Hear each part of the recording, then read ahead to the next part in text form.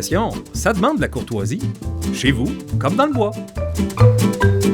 Le club de ski de fond à Val-d'Or, on a un des plus beaux clubs de la région, de la province même.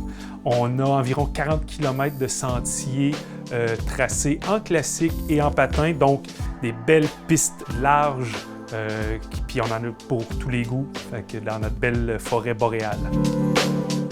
Avec le développement de la forêt récréative, il y a certains endroits que les sentiers sont très près. La proximité des engins à moteur et non motorisés, c'est pas l'idéal.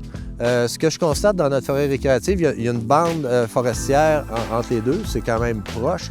Parfois, c'est le bruit qui est moins agréable. Moi, si je fais de la raquette, d'avoir une motoneige qui passe à côté de moi, j'applaudis pas nécessairement. Il y a un secteur qui est comme ça. Fait que de notre côté, c'est signalisé que c'est un espace partagé, il y a des limitations de vitesse, c'est une forêt récréative.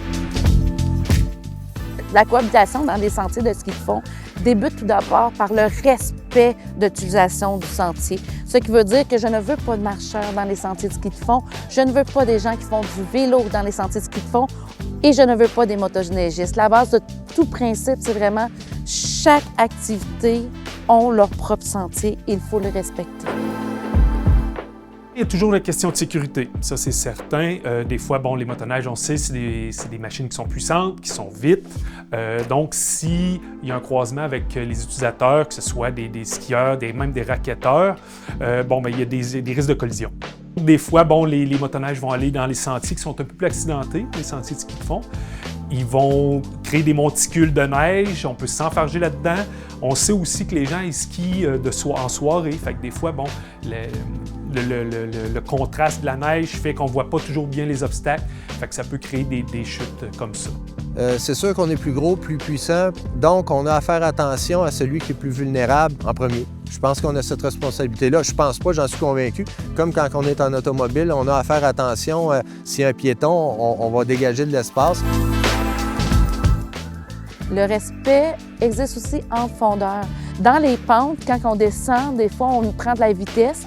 Puis avant de descendre une pente, il faut s'assurer qu'il n'y a personne qui va remonter. Comme pour éviter des collisions, soyez prudents en tout temps. Puis ça arrive aussi à qu'on a des nouveaux fondeurs ou des nouveaux skieurs qui n'en ont jamais fait, c'est d'être tolérant.